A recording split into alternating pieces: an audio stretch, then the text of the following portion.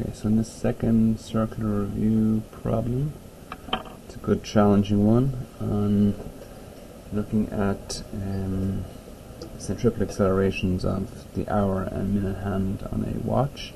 And just a quick update in this question, it should technically say how does the centripetal acceleration of a point on the end of the hour hand compared to the centripetal acceleration of a point on the end of the minute hand. So like each point on these hands will have different centripetal accelerations because it's a function of hour, and so I should really have specified that it's the end of the hands that we're going to be looking at. So again, I'm going to look at this question considering the centripetal acceleration of in terms of the period. So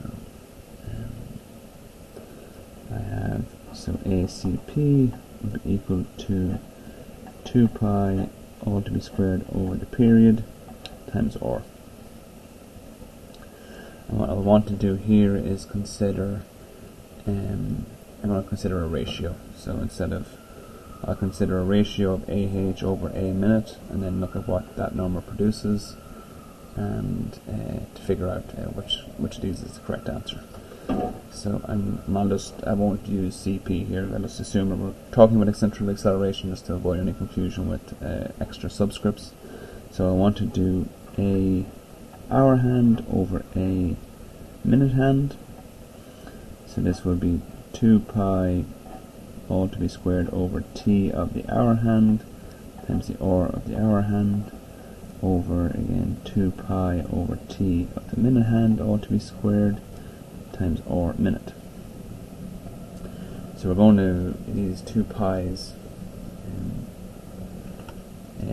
square terms will sort of end up with 4 pi squared in each line, so they would cancel.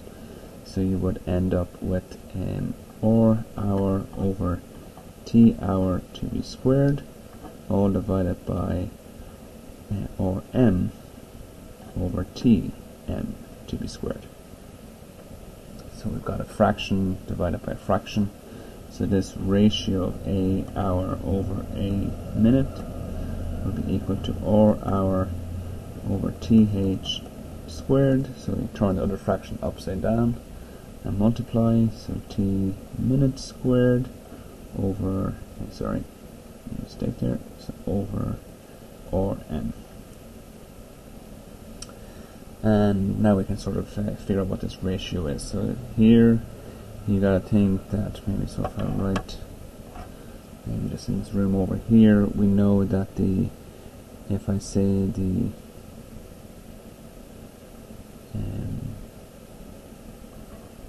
if the hour minute is some length L, then the hour hand is only half of L. Okay, so I'm just going to put in 0.5 here for RH, and then just 1 for RN. So the minute hand is twice the length of the hour hand.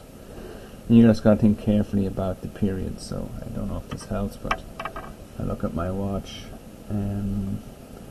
So the small hour hand will take a full 12 hours to complete the full revolution, where the minute hand only takes 1 whole hour to complete the revolution.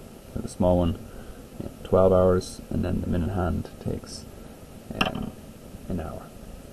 So just to explain where I'm going with this math, so I'm going to just put in 0.5 L here for the hour hand. I'm going to do this in hours. It's going to be, as long as the units are consistent, it's a ratio, so you're just going to end up with a dimensionless quantity.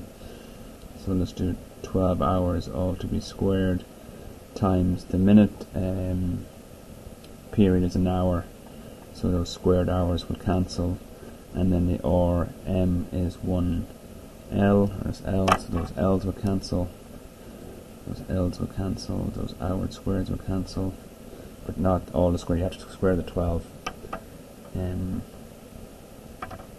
So this should leave you with, so you would have, this would technically be 1 over 2, that's where the half comes from, times 1 over 12 squared.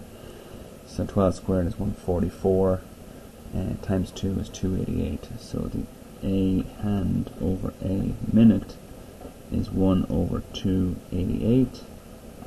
So therefore I can state that a acceleration at the end of the hour hand is only 1 over 288 of the a of the minute hand.